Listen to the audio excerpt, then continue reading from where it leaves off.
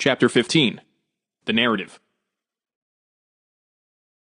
I'd like to thank Chapter 14 for being so awesome, and I'd also like to congratulate you for making it this far in the book. With that, I'll congratulate myself for making it this far in the book too, because holy shit, I'm almost done writing a book.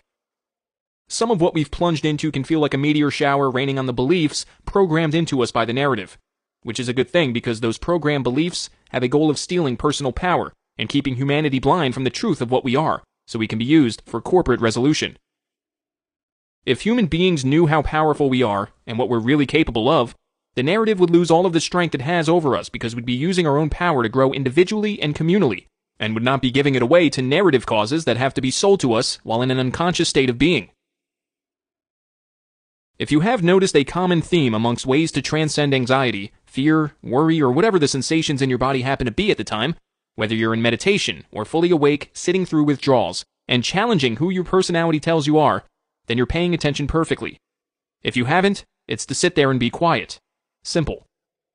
You are the solution that you're looking for, but the narrative, which is what I'm about to write about in this chapter, is constantly in our faces trying to sell other solutions so we can distract ourselves from feeling the way we're feeling and learning who and what we really are. Those feelings are what we're being trained and programmed, beginning in very early childhood, to ignore and distract ourselves from because there is so much personal power and growth in feeling through and understanding them, which does not work for the narrative. The more you're able to distract yourself from feeling the feelings that are trying to be felt, the more stuff that can be sold to you because the feelings you just distracted yourself from will always be there until they are fully seen. Why would the narrative want to keep us from growing individually? Common sense tells me that it begins and ends with money and power.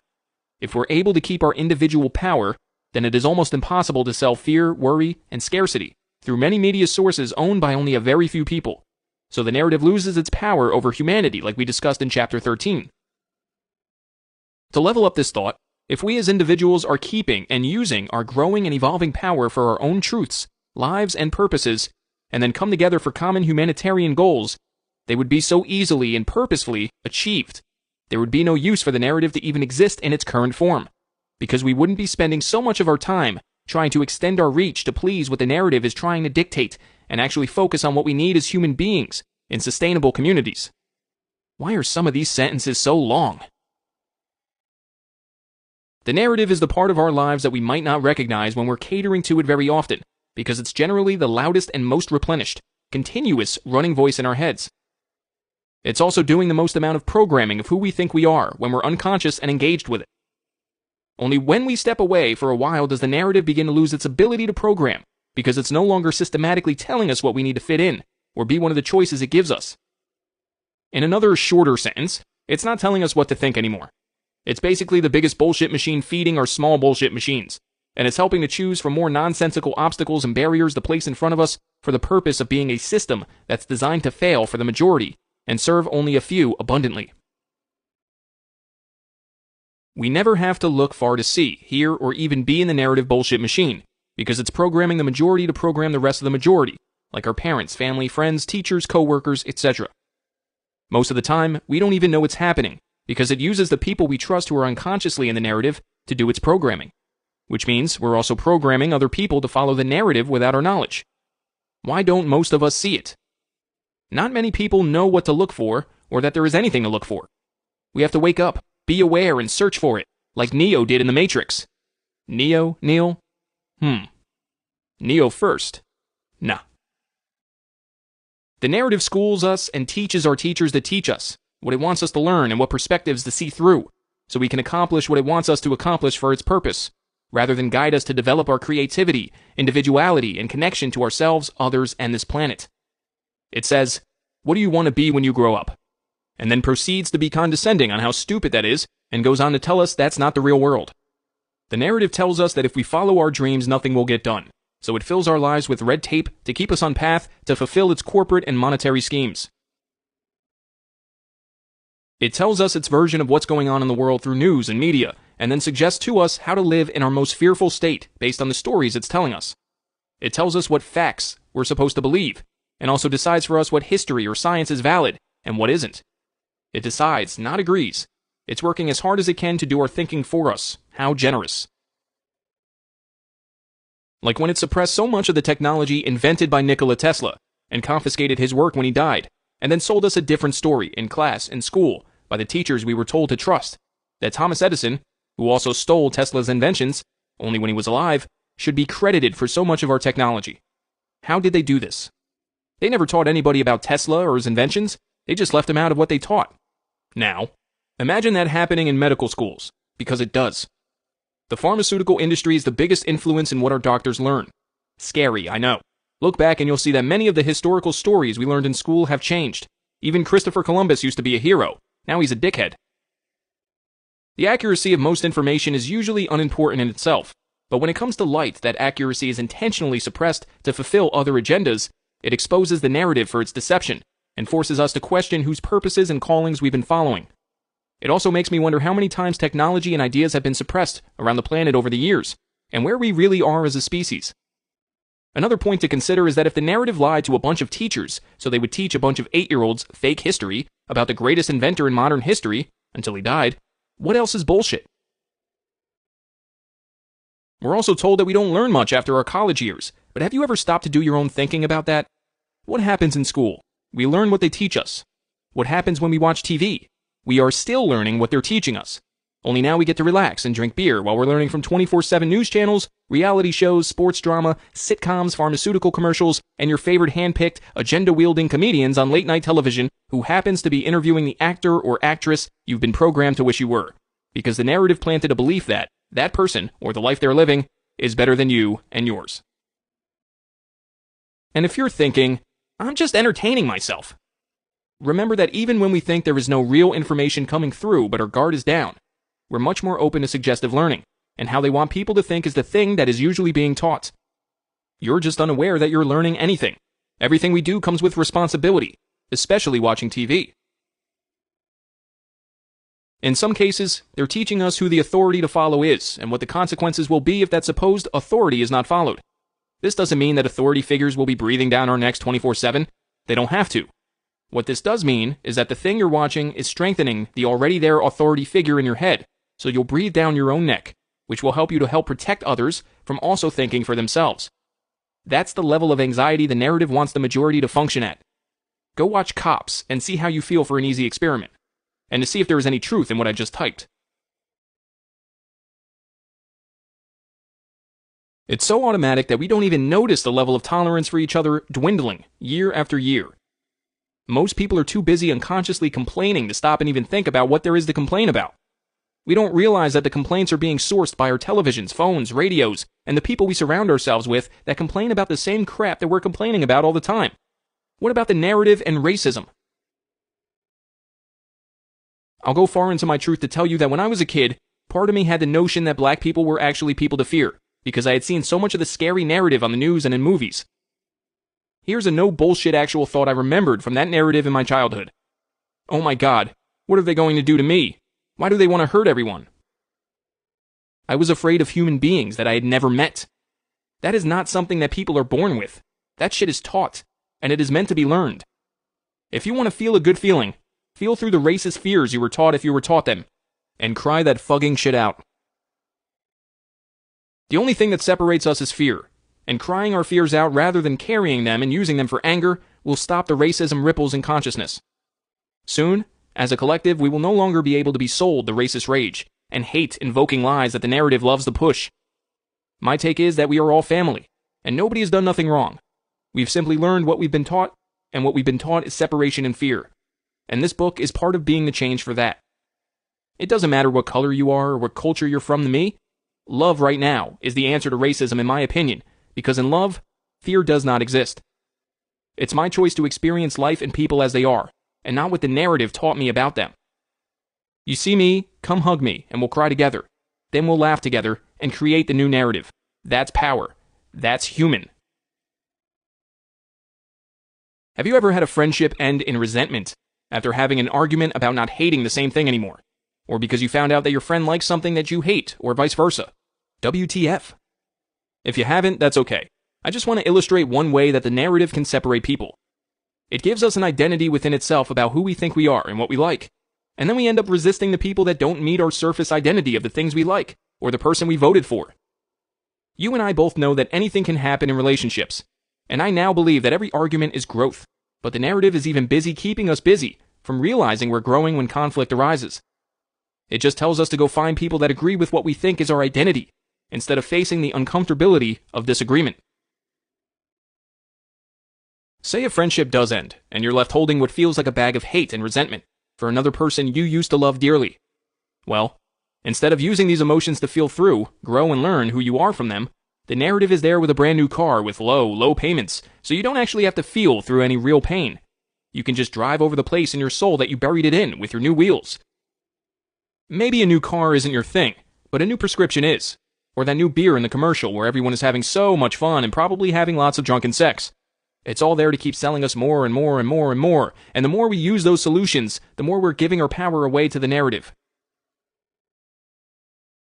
If we're programmed to want all this stuff we're being sold, then we need a good job we might hate, but it has good medical benefits to pay for our newly developed prescription habit, right? Sweet. Give up on your dreams and creativity and come help us move the corporate needle. But you'll need to start off far below your scale and pay level because we need some time to see if you're Walmart material. The narrative in your life might become that being a great Walmart employee means that I get some type of reward in the future, which might be a 15-cent raise in 6 months to a year, which sounds nice to your family and friends, but you had to suppress who you truly are to do it. Remember, importance in our lives is relative to our choices and where we put our energy, and we don't have to let outside influences steal what's important to us by making what's important to them the forefront in our lives. The best way to do this is to be aware, and let right now be the most important. I think I may have mentioned something like that somewhere else in the book too. It's not that any of the stuff we want or any of our desires are bad or wrong. It's that the narrative programs us to believe that these things are what makes us who we are, which means we are unconsciously making many of our external demands way more important than they need to be.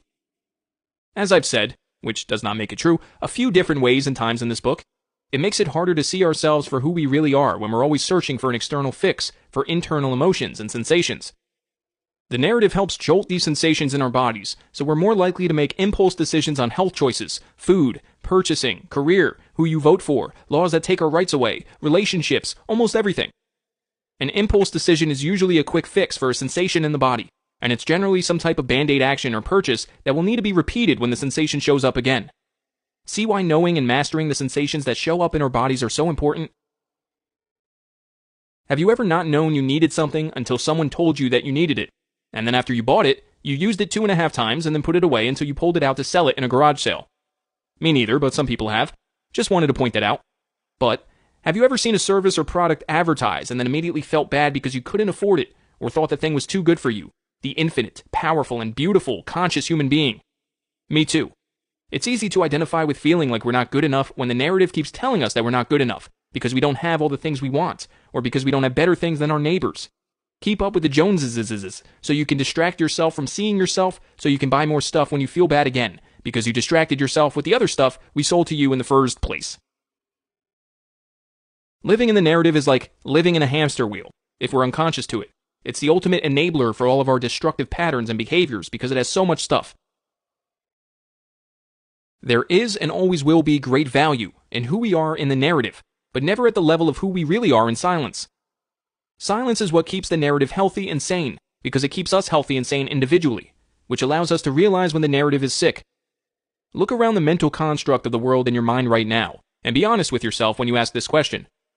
Do I see thriving, healthy, and sane? Or do I see large amounts of media and authority, and people wearing masks and living in fear? Don't be afraid to challenge yourself and the narrative by asking questions, and let it be okay if there are no answers at the moment, or if you think some answers might be scary. Our true callings will guide us in when we're ready, and have our hand extended. They won't push us or jerk us in when we're not looking. That's the narrative's job. This is going to sound like a weird sentence, but I keep finding it to be true every time I challenge my bullshit machine. We are way smarter than we're being taught we are.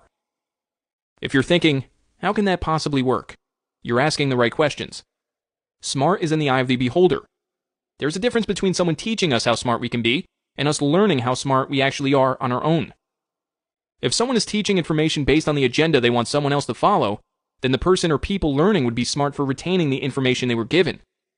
It doesn't necessarily mean that what we've learned is the absolute best thing to do or anything close to it, just that someone gave us approval for learning what they taught us. What if your smart has brilliant ideas that humanity has never seen? Maybe they never will be seen because it's not what everyone else is learning, and maybe people call you stupid, so you end up dumbing yourself down to fit in with the rest of the fitter inners. It sounds so sad when I read that out loud. We're being taught what people want us to learn, not how to develop the infinity that already lives inside of us. Think of how many creative solutions can manifest to heal the planet, ourselves, and humanity from the confusion and destruction that we've been causing to satisfy the narrative's global plans. Be your own beholder of what smart is in your life. Be the beholder of what every adjective means to you in your life. One of the ways I used to describe anxiety is to point out that the mind will try to convince the body that it shouldn't feel the way it feels at the moment. For example, if you're forced to do something that isn't aligning with your truth, anxiety is your body saying, "I hate this." And your mind is saying, "But we have to." The contradiction is the anxiety, and by ignoring it and telling it to go away, or using a distraction to quiet it, then we're teaching and confirming to our subconscious that, since we have to, all the time, and that we don't really have our power. It would be almost impossible to not learn powerlessness from the narrative. Take a deep breath and say this consciously out loud if you want to, just to see how it feels. I don't want to, but I have to. Ooh, feels different when you're paying attention, doesn't it? Maybe the narrative is the virus, and our awareness of it is the power that will heal it, but we can't be aware of it and let it run our lives at the same time. Maybe that's the contradiction that's keeping humanity truly being free and sovereign. In the eyes of God, nobody has ever done anything wrong or even right, but the narrative and what it considers wrong and unacceptable keep growing exponentially, and human freedoms keep shrinking because of it. Zero tolerance. Only we don't realize they're shrinking because the narrative has us busy trying to make it fit in and avoid conflict by programming us to avoid conflict in ourselves. Avoiding conflict in ourselves can be as simple as blaming something outside of our control for our problems. But guess who is getting our power when we do that? I don't know what you said, but I'm guessing you're right. As long as you didn't say that you're keeping your own power when you use it to blame another person or thing for your current situation, you'd be right. It's like blaming the weather for being bad and ruining your day and making you depressed, instead of taking ownership of the depressed feeling, allowing yourself to feel it and transcend it, and seeing the weather for what it is. Amazing, no matter what.